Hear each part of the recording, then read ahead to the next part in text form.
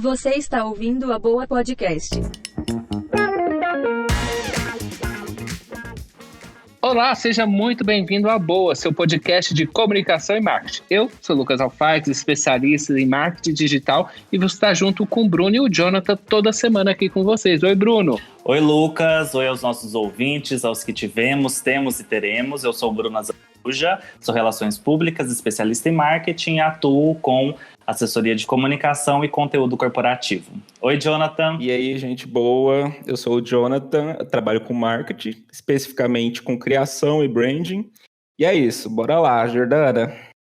Oi, pessoal, meu nome é Jordana Venâncio, eu trabalho com branding pessoal, sou relações públicas e estrategista de marcas pessoais. Jordana Venâncio, nossa convidada de hoje aqui na estreia do nosso podcast. E eu pergunto, Bruno, qual que é a boa da semana? Lucas, a boa da semana é aquele assunto que nós passamos os últimos 3 meses, quase 80% do nosso tempo falando sobre, e os outros 20% torcendo para alguém puxar esse assunto e a gente dar início a uma boa conversa. Após uma série de temporadas desafiadoras e tentativas frustradas de inclusão digital, o Big Brother Brasil aparentemente descobriu sua fórmula mágica com a 20ª edição do programa, realizado pela Rede Globo e Endemol Shine. A temporada, apresentada por Thiago Leifert, que começou no dia 21 de janeiro de 2020, chega ao seu fim. Com participantes que romperam o véu entre isolamento e vida interna, debates sobre sororidade, militância seletiva, cultura do cancelamento, recordes como o de 1,5 bilhão de votos em um paredão, essa edição foi sem sombra de dúvidas histórica e já apresenta para a produção do programa o desafio de não deixar a peteca cair.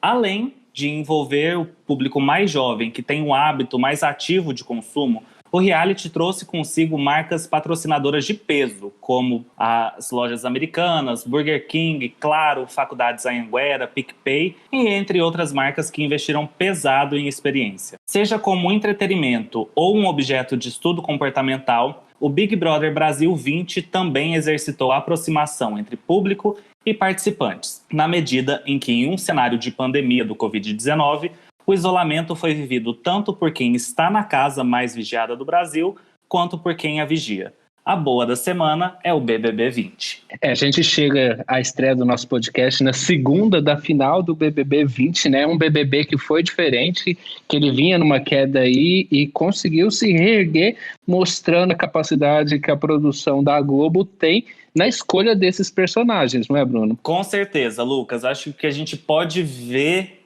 né, observando essa trajetória do BBB 20, é que a Rede Globo realmente tentou prestar homenagem a todas as edições que o reality teve nesses últimos anos, né? Desde homenagens em provas que a gente já viu, desafios do monstro. Isso só mostra que a Globo fez a lição de casa, né? Viu que não adiantava tentar mudar muito, era necessário olhar a história para valorizar o produto atual e fazer esse sucesso. E um pouco desse reconhecimento de história tem muito a ver com o posicionamento, inclusive da marca, né, Jordana? Essa questão que você acabou de falar, Bruno, é muito importante.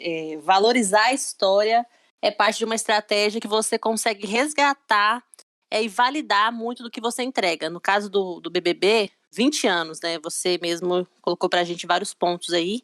E olhar pra trás, valorizar isso, trazer... As pessoas gostam dessa questão da retrospectiva, né? Quando teve o primeiro BBB, quantos anos a gente tinha? A gente cresceu acompanhando, né? Vendo histórias. Não sei qual que foi o que eu realmente acompanhei. Eu lembro, o que eu mais tenho lembrança, que eu realmente acompanhei de verdade, assim, o primeiro, acho que foi o da Grazi. E foi muito marcante. E essa questão de... E eu acho que fecha um ciclo também, né? 20 anos, eu vi um pronunciamento do Boninho que ele disse que a partir do ano que vem não vai ter mais essa questão de olheiros, vai resgatar as pessoas se inscreverem da forma mais tradicional possível, que era antes, porque hoje a gente sabe que tem muitos olheiros também, né? Então, eu acho que eles vão fechar um ciclo e para dar renascer de uma forma diferente. Até porque eu não sei qual foi a impressão de vocês, eu acho que também de uma forma geral, as pessoas quando viram que iam ter convidados, pessoas web celebridades principalmente, né, conhecidas de muitas pessoas, ficou meio receoso. Nossa, mas esse BBB vai ser estranho. Eu mesma falei, nossa, mas é injusto, como é que vai ser essa questão do paredão? E de repente a gente viu que teve uma virada, até mesmo um grande protagonista, o antagonista, né, de certa forma, foi um cara totalmente anônimo. Eu acho interessante, na verdade, o BBB para mim foi vamos dizer assim, o estopim para mostrar que a Globo está se reinventando. Ela pegou vários ativos emocionais que ela teve durante esses vários anos do BBB e viu que as pessoas são saudosistas. Então ela pegou signos de todos os Big Brothers, reescreveu eles de uma forma que fosse nova. Então, muitas das coisas que aconteceu no Big Brother, até questões de marca dentro do Big Brother, eram coisas que já existiam, só que a Globo readequou a linguagem de hoje. Explica melhor essa questão de readequação da marca, porque o objetivo aqui do podcast sempre é trazer essa visão de marca, de marketing, né, de marca sobre assuntos do nosso dia a dia. Como assim ela soube trabalhar essa questão das marcas? Então, na verdade, eu gosto muito de um designer que chama Fred Gelli, e ele fala que dentro da marca, das empresas, é igual na natureza, é o darwinismo puro. Então, quando não é a mais forte que prevalece, mas sim a que se adequa mais rápido às mudanças do meio. Então, a Globo conseguiu fazer isso, ela percebeu que não estava acertando tanta mão assim nas últimas edições, e também ela criou novos produtos para poder fazer realmente o que toda emissora quer fazer, que é a questão do produto transmídia. Então ela conseguiu realmente entregar um produto que tinha uma tela na sala com todo mundo e uma tela na palma da mão dos usuários. Outra coisa que eu acho super interessante, já pegando esse gancho, é a questão do omnichannel, né? A gente vê o quanto a TV ela teve que conversar com esse público totalmente fervoroso da internet, que é um público que, querendo ou não, é mais jovem. A gente veio acompanhando o BBB, mas tem um público aí que começou a acompanhar de uma forma mais engajada, vindo da internet, porque viu as pessoas que eles admiravam lá dentro da casa e trouxe uma mudança radical no formato até mesmo de votação, de dinâmica, essa questão, né, do cancelamento. Enfim, eu acho que também tem o programa Rede BBB, né, você levar para a TV depois esse eliminado, e ele tá no canal, num programa, e ele tá num vídeo na internet. Enfim, eu acho que essa forma também de conversar com canais também mostra essa reinvenção e essa tendência do marketing, né, que não adianta você estar só num lugar. Jordane, essa estratégia multiplataforma, a gente construindo a pauta do programa, o Jonathan falou, né? Até mesmo quem não estava acompanhando o programa sabia quem eram os personagens. O que a gente vê é que essa edição ficou muito claro que a audiência do Big Brother se transformou, porque o BBB ele sempre foi um assunto ali das esquinas da internet, sabe? De uma bolha no Twitter que subia os trending topics, conversa assim com a galera da turma do sofá, que era os pais, os tios, as tias, a galera mais desconectada que assistia BBB e via só a edição.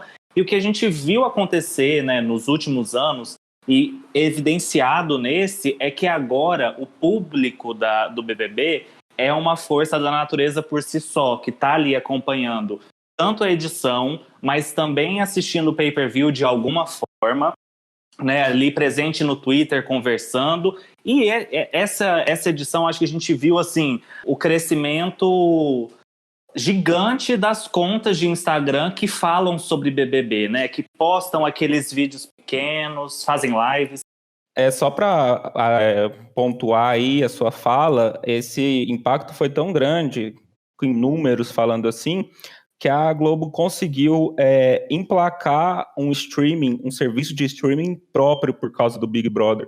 Houve um crescimento de 56%, segundo o Eric Bretas, que é o presidente do serviço Globoplay, nas assinaturas depois do Big Brother. Então, um serviço que já tinha 25 milhões de assinantes, aumentou isso significativamente por causa de um programa. Então, a gente realmente vê a importância dessa readequação de linguagem nas mídias. E eu acho importante a gente já mergulhar de cabeça nisso, porque segunda tela é um termo que a gente vem trabalhando há muito tempo, né? E houve uma migração, que a segunda tela hoje é a televisão, não mais o celular que está na nossa mão. E a Globo vem trabalhando isso há diversos anos, então ela fez diversos testes para conseguir acertar né, no produto BBB 20. Isso ficou claro com essa edição, né? Ela teve todo o engajamento do público, mas foi uma construção de uma estratégia que vem sendo desenvolvida há diversos anos. A exemplo de uma das edições da Malhação, onde se já tinha essa transmídia, né, onde você poderia consumir conteúdos extras daquele capítulo no site. Não, mas eu só queria falar só essa questão de percepção de marca também, com relação até um certo preconceito que tinha, assim, você assiste BBB, né, você acompanha esse programinha. Antigamente tinha muito essa questão. Eu até desisti de falar, porque todo ano eu falava, não vou acompanhar o BBB, e tava eu lá queimando língua, porque eu gosto, me prende, me atrai. E também acho interessante como muitas séries foram lançadas dentro do programa, né? Tinha lá o cinema do líder, e aí eles divulgavam dentro da casa e depois falavam, já tá liberado no Globoplay. Então era uma coisa que, por um canal, a gente tinha acesso à divulgação de outros programas. E Jordana, só deixa eu te perguntar uma coisa para ver se você concorda comigo. Eu vi esse programa, na verdade, funcionando como se fosse uma holding, onde você encontrava outras marcas, vamos dizer assim, que são os participantes. Então, eu acredito que foi uma das edições mais confortáveis em questão de público para a Globo, porque ela colocou pessoas que já eram muito influentes nas redes sociais. Sim, ela conseguiu criar uma conexão, esse programa trouxe já uma conexão dessas pessoas que já tinham algum tipo de afeto ou conhecimento dessas marcas pessoais que estavam inseridas lá dentro. Então, a gente entende que ela já traz as pessoas que acompanhavam esses personagens que eram conhecidos, mas ela também faz com que as pessoas que estavam de uma forma anônima lá criassem a sua identificação de marca e conseguir trazer isso para fora, né? Porque, querendo ou não, depois que a pessoa sai do programa, as pessoas dizem, né? Minha vida transforma, porque surgem novas oportunidades. E aí você realmente enxerga, eu sou uma marca agora e eu tenho que... Tem gente que não sabe nem lidar, né? Tem até participante que teve que se afastar um pouco das redes sociais porque disse que estava tendo surtos. Eu acredito assim, se tem uma palavra que define esse BBB, é a palavra estratégia. A estratégia também foi adotada por aquelas pessoas que já estavam mais lapidadas pela mídia. E é essa conversa entre o que está lá dentro e o que tá aqui fora, que às vezes se confunde, é personificado na personagem da Manu Gavassi, sob assim, com louvor, tá ali dentro da casa, mas mantendo um diálogo muito personalizado com quem já acompanhava ela, com as milhões de pessoas que passaram a seguir ela nesse período. Então a gente pode ver assim, que foi brilhante a estratégia dela. Isso a gente provavelmente vai falar bem mais a fundo daqui a pouco, mas a ideia de se comunicar por vídeo, postando esses vídeos, se comunicar com o público postando esses vídeos no Instagram dela, que a gente sabe que o Instagram tá usando e abusando da entrega de vídeo, né? Essa questão que o Bruno falou da conversa, né, o que está acontecendo lá dentro e aqui fora, a Manu Gavassi deu um show, mas a Bianca Andrade também soube usar, né? E depois que ela saiu da casa, ela ainda continuou divulgando algumas coisas. Mas essa conversa, você esperar, nossa, ela tá usando a mesma roupa, o que ela tá acontecendo lá dentro tá refletindo aqui fora. Isso, com certeza, a gente vai observar nos próximos programas as pessoas já surfando nessa estratégia. Eu não sei se vai ser positivo ou negativo, se vai vir como plágio. Jordana, então vamos entrar nisso agora, no transmídia, no personal branding, que a gente coloca como os dois pontos principais, tanto a Bianca quanto a Manu. Bruno, conta mais um pouco pra gente de como que cada uma dessas trabalhou esses detalhes da transmídia. Olha, o que a gente pôde ver nessa edição é que ambas foram, assim, muito estratégicas com o posicionamento delas ali dentro, tanto no jogo quanto também com o posicionamento aqui fora. E a gente pôde ver o resultado disso foram outras redes sociais, os participantes também tentando adotar a mesma estratégia de alguma forma. Mas a Manu Gavassi, o que nós vimos foi que ela se preocupou em preparar o terreno digital dela antes de se isolar. Como assim? Ela não chegou em momento algum no reality expressar isso muito bem, explicar tudo, mas, né, como um bom BBB maníaco, eu fui pegando as informações no decorrer essa trajetória. Dentro da Casa de Vidro não, do Quarto Branco, né, Quarto Branco que durou poucas horas e o coitado do Boninho deve estar pagando parcela até agora desse Quarto Branco. Ela chegou em uma conversa com o Felipe Prior, que também foi um jogador de destaque nessa edição, né, dos Anônimos. A Gisele, a Manu tava comentando como que funcionava a vida dela aqui, como influenciadora, que ela sempre teve uma pegada de conteúdo um pouco diferente, gostava de contar a história, o senso estético dela era muito lapidado.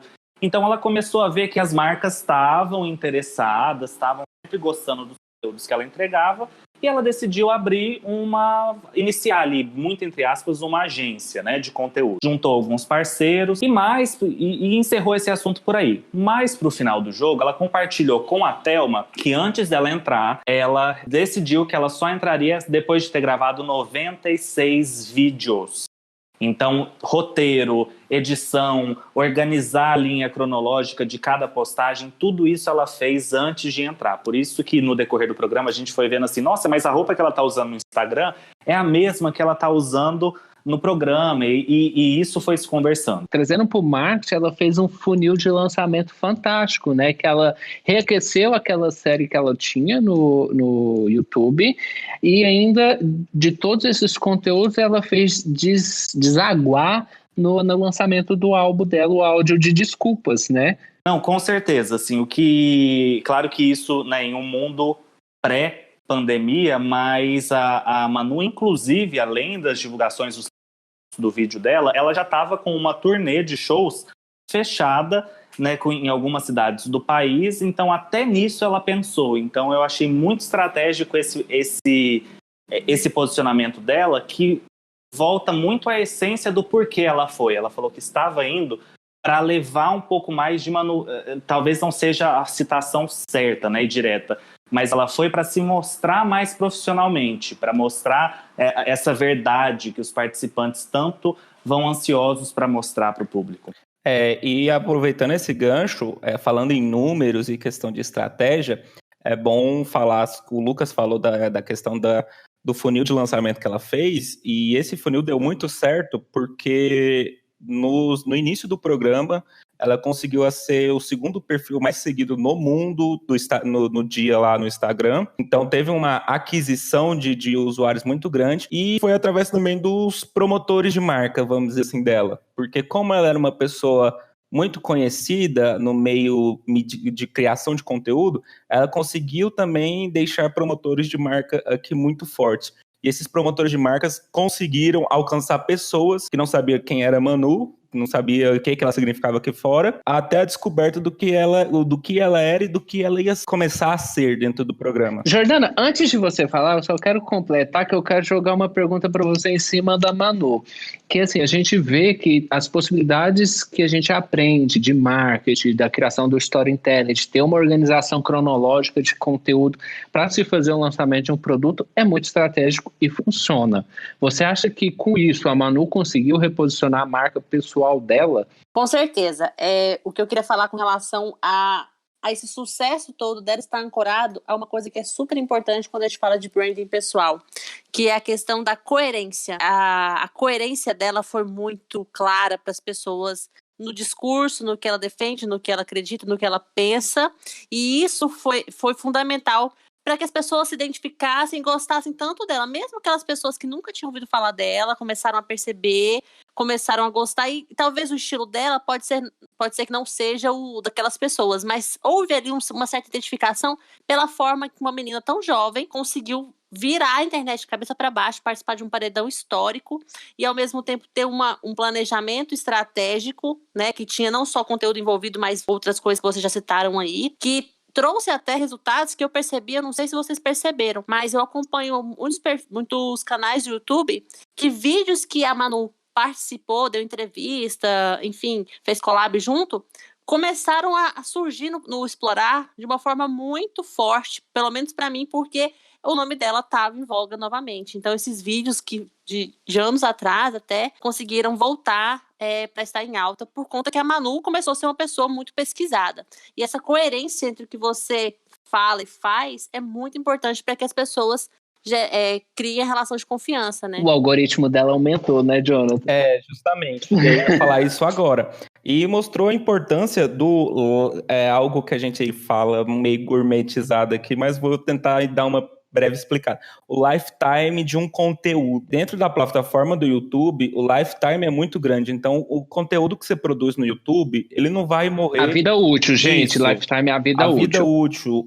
É porque tem um fator chamado decaimento dentro do digital, que é muito presente em redes sociais. Então, o decaimento de conteúdos dentro de redes sociais como Facebook, Instagram, é muito grande. Os conteúdos duram dias, se brincar, semanas, e olha lá. Já dentro do YouTube, que aí já vem também que é a segunda maior rede social do Brasil, o tempo de vida de um conteúdo é muito maior. Tanto que reaqueceu esses conteúdos que a Manu já participava para um pessoal que não conhecia ela.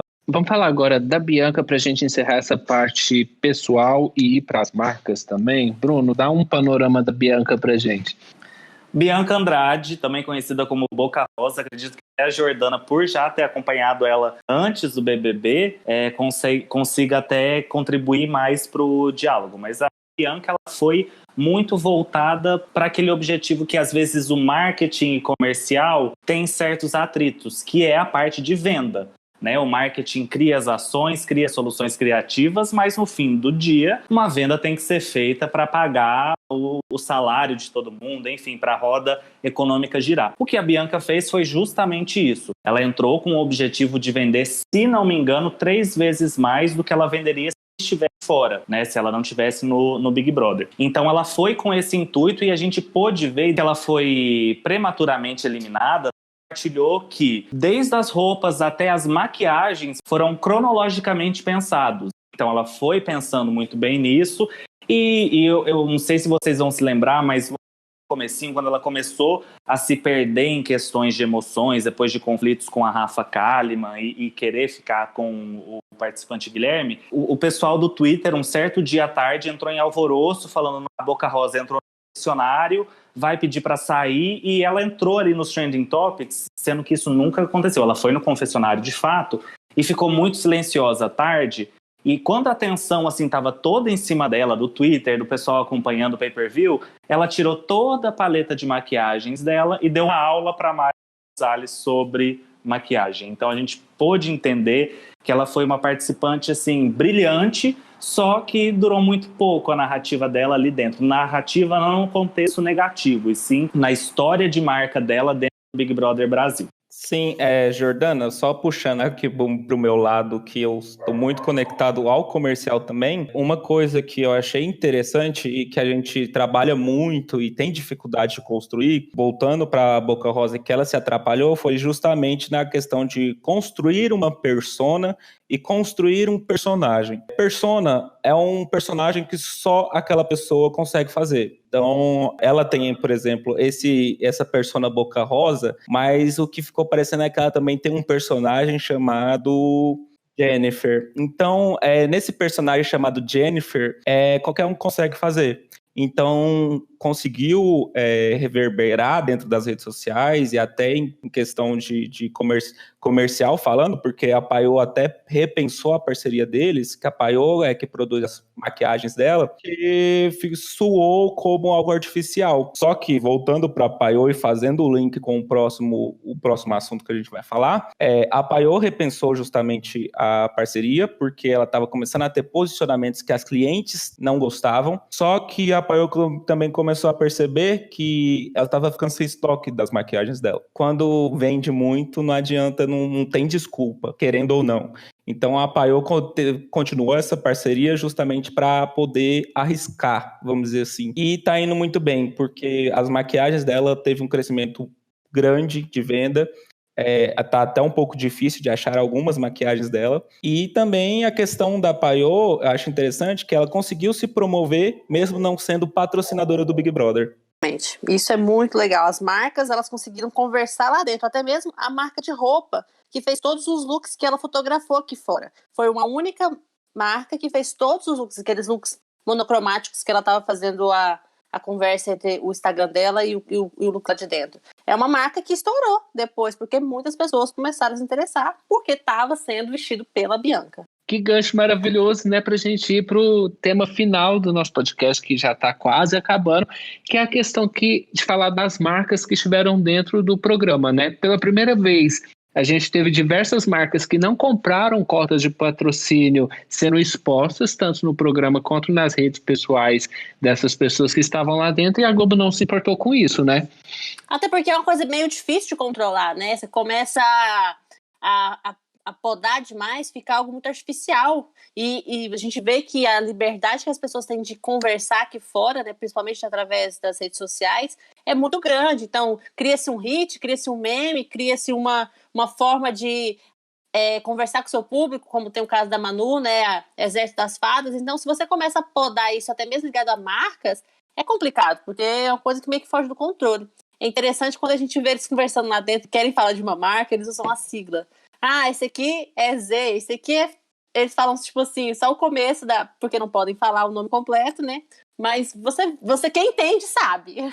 Eu acho que interessante que a Globo realmente jogou para a galera essa edição com a questão de marcas, de controle das marcas. E um dado interessante também é que foi a edição que mais teve patrocínio.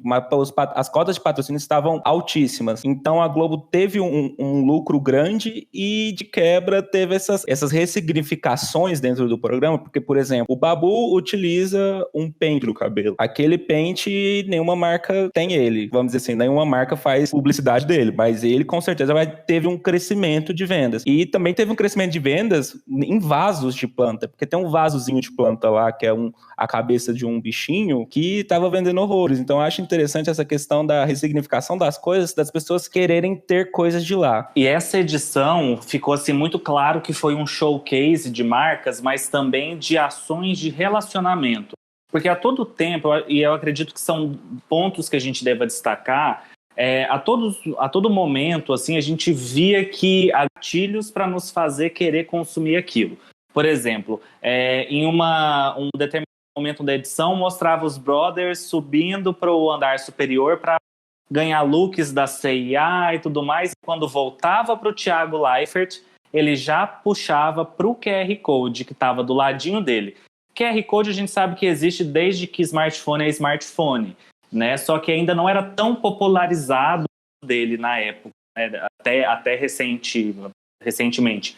Então a gente começou a ver esse movimento, assim, que bastava você mirar o seu celular, a câmera do seu celular para aquele quadradinho, você já ia para o aplicativo da marca para consumir algum produto ou serviço, e isso foi muito interessante. Então você acha que dessa vez, mais do que nunca, as marcas souberam se posicionar como patrocinadores do Big Brother Brasil? Com certeza, e eu acredito que esse posicionamento foi até um pouco mais ativo. Por quê? Quando você está participando de um programa onde tem relacionamento ali dentro, convívio, briga por conta de biscoito e briga em festa, você fica muito vulnerável enquanto marca. E pode ser que seu posicionamento seja muito bacana, mas pode ser que esse posicionamento traga alguns efeitos negativos para você. A gente viu isso na prova do desodorante, né, que foi patrocinada pela Above, que foi uma marca que surgiu ali no BBB, com certeza tem uma história antes, mas ela entrou com muita força nesse Big Brother, patrocinando os desodorantes dos brothers,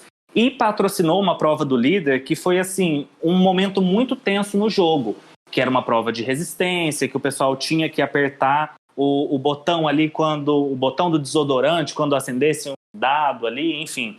E chegou em um momento onde estava Rafa Kalimann, já bem pro final da prova, a Rafa Kalimann e o Felipe Prior. Duas pessoas que movimentavam assim uma multidão de fãs na internet, e já estava em um momento do jogo onde o Prior já estava sendo assim a voz justiceira ali dentro, como se fosse, né, alegando um protecionismo, da passada de pano para o Daniel, enfim. Então ficou todo mundo muito tenso. O Felipe Prior acabou ganhando a prova, e os fãs da Rafa Kalimann e os outros, né, fã-clubes que estavam contra o Prior levantaram a hashtag que ficou ali nos Trending Topics do Brasil: não compre a Bove. Isso mostra também uma característica desse momento também, que é a questão de como o que acontece na internet impacta muito. Eu acho que teve umas 3 vezes que o Thiago precisou se pronunciar com relação a algumas coisas que estavam sendo especuladas na internet, né? Inclusive nessa última do Babu, ele não se posicionou, mas ainda bem que ele não, que ele não ganhou a prova. Mas, assim, Eu acho que isso também mostra essa questão de como a Globo, uma emissora tão grande, precisa parar e ouvir seus telespectadores. Senão ele sabe que pode sofrer um efeito contrário ali, como, por exemplo, essa questão da Above que você citou. E é sempre algo que você tem que pensar quando você é uma marca, né? Quais são os aspectos positivos e negativos que aquela ação que você vai fazer vai trazer. E eu trago alguns dados interessantes, que o crescimento de busca por essas marcas patrocinadoras foi, assim, dantescos, né? O PicPay teve um aumento de 110%, né? E também tem outros dados da Social Bakers que aponta que as marcas que mais conquistaram seguidores no Instagram até 31 de março foram as lojas americanas, o Burger King e o PicPay. Só falando, são as principais patrocinadoras dessa edição do Big Brother. E eu acho que um timing, assim, muito certeiro de patrocínio foi o do PicPay. Por quê? O PicPay é um serviço de pagamento que funciona por código também, QR Code, e o programa educou, vamos dizer assim, os usuários, os espectadores a utilizarem QR Code, e também a questão da pandemia mesmo, porque como as pessoas começaram a consumir mais conteúdo pago dentro da internet, e uma das vertentes do PicPay também é o serviço de pagamento de assinaturas, teve um ganho muito grande do PicPay nisso. E a questão de confiança também, como é um produto 100% digital, as pessoas verem ele dentro de um serviço de analógico, como a TV, dá a sensação de confiança. Então, eu acho que foi uma ativação muito interessante o PicPay dentro do Big Brother Brasil. Até a questão do pague sem contato, né? E os principais patrocinadores dessa edição tiveram esse benefício, né? Que o PicPay é pago sem contato, a Anhanguera Educação à Distância, o BK, que soube se reposicionar com delivery, Americanas, né? Exatamente. Então foi assim, sem saber, foi assertivo. E até para finalizar tudo isso daqui, eu queria saber, vocês acham que essa estratégia de usar influenciadores para essa 20ª edição deu certo? Olha, eu acredito que essa edição do Big Brother, ela foi muito simbólica e única. Foi a primeira vez que nós vimos uma edição com mais de um protagonista. Eu acho que foi muito acertado o BBB se reinventar, trazendo essa questão de levar pessoas conhecidas. Foi algo que no início pode ter sido um pouco estranho, mas a gente foi conversando com o público lá dentro, com as pessoas lá dentro, né, os personagens lá dentro, e trouxe de uma certa forma também visibilidade como forma de você usar o BBB para trabalhar o seu branding pessoal, usar como uma plataforma de lançamento. Se você souber fazer bem feito, você sai de lá uma pessoa com vários jobs. Então, o que ficou muito marcado nessa edição foi a necessidade evolutiva das pessoas. Então, a gente teve participantes que se evoluíram muito dentro da edição, que não deixava ela monótona, e teve a evolução do público também. Então, eu acho que é uma das primeiras vezes que eu vejo pessoas dentro das redes sociais mais engajadas com algo em questão de crescer, assim. O assunto BBB a gente vai encerrar aqui, porque senão a gente fica horas e horas, porque a análise em cima disso é quase interminável, porque a gente pode ver por diversos prismas, parâmetros e afins. Mas antes de terminar, Jordana, a gente tem um quadro aqui que é o que tem de bom na semana, onde cada um de nós fala uma novidade que viu. Se você quiser participar também junto com a gente, eu vou startar o que tem de bom para mim. Foi o lançamento que o Mark Zuckerberg fez na sexta-feira sobre o Messenger para videoconferências, onde vai poder ter até 50 pessoas utilizando a plataforma, fazendo videoconferências, vai ter dados específicos para se utilizar em web aula. Bem positivo mesmo o reposicionamento de uma plataforma muito bem feita aí pelo Mark Zuckerberg, se der certo. E você, Bruno, qual que tem de bom na semana? Bom, o que tem de bom para mim essa semana é realmente essa sintonia que a gente vê entre discurso e entrega nos serviços de delivery que nós temos visto nessa quarentena. Como a gente está ficando muito em casa, acaba que a gente entra em alguns sites e começa a fazer algumas compras, algumas necessárias e algumas desnecessárias, mas o fato é que realmente esse discurso do olha, entrega mais rápida, você recebe com agilidade, na segurança da sua casa, realmente está sendo muito levado a sério. por boas marcas e marketplaces que a gente tem visto aí divulgando esse tipo de serviço nas mídias tradicionais e nas mídias digitais também. Então, a minha boa da semana vai para essa verdade no discurso que eu espero que se mantenha aí, não só na quarentena, mas que seja sempre uma bandeira que as empresas levantem com responsabilidade. Bom, o que tem de bom nessa semana pra mim, na verdade, começou essa semana, mas semana passada, mas tá nessa semana, uma ação do Jornal Nacional que eu gostei bastante, que foi o Solidariedade S.A. Eles disponibilizaram um espaço dentro do programa, vale lembrar que é uma das maiores audiências que a Globo tem, para poder divulgar ações de empresas no combate do coronavírus. E eu achei interessante porque a verba que as empresas poderiam usar em comerciais, etc., podem usar para ajudar as pessoas. Então eu gostei bastante, assim, eu achei muito acertado. Tá tendo um engajamento das marcas muito interessante. E não é só no Jornal Nacional, né? Por exemplo, a gente está aqui em Goiânia, né, capital de Goiás, o jornal local também está fazendo o Solidariedade Sim. S.A. com as empresas locais. Jordânia, o que teve de bom para você nessa semana? Olha, pessoal, eu fui pego um pouquinho de surpresa, mas eu vou dizer para vocês, quer dizer surpresa assim, né? Eu não tinha pensado, mas eu acho que essa questão, usando a marca pessoal, as lives, eu quero dizer que a boa dessa semana é a live do Fábio de Mello com o Evaristo. Eu acho que de uma forma ou de outra vai agregar para todo mundo as doações, entretenimento. Eu não sei se isso pode entrar aí nessa questão da boa, mas eu acho que é algo legal para falar sobre as lives também, que estão tendo objetivos bem com fins sociais de doação. É isso, Jordana, agradeço muito a sua presença aqui com a gente, Jordana Venâncio, estrategista de marcas pessoais. Jordana, deixa seu Instagram para o pessoal seguir você. O meu Instagram é @JordanaVenâncio, assim como todas as redes sociais, e também quero aproveitar para agradecer a vocês, meninas, pelo convite e pela iniciativa de usar essa plataforma para levar o conteúdo de uma forma dinâmica, atual e também muito conteudista. Obrigado, Jordana, e volte sempre, né? O nosso primeiro episódio está chegando ao fim. Queria muito agradecer a sua companhia, dizer que a gente está aberto a sugestões, críticas e pedir para você seguir as redes do podcast, que é @aboapodcast, e também a minha rede pessoal em todas as plataformas é @LucasAlfaix, ALFAIX. Obrigado, Bruno. Obrigado, Jonathan. Obrigado, Lucas, Jordana, Jonathan. Foi muito bacana participar do episódio com vocês. E obrigado aos nossos ouvintes. Espero que vocês tenham gostado. As minhas redes sociais, que eu mais uso, são Instagram e LinkedIn. No Instagram, até o momento, é @1 Bruno Azambuja, AZAM de Maria, B de bola, UJA. E no LinkedIn, Bruno Azambuja. Obrigado, gente. É sempre muito bom falar com tanta gente boa, assim. Esse tanto de bom nas minhas frases. Mas o meu Instagram é Jonathan Alfaix. É isso, gente. Toda segunda-feira a gente traz um conteúdo novo, factual, para você com essa visão de marketing. E até a próxima semana. Tchau, tchau. Tchau. Tchau, tchau!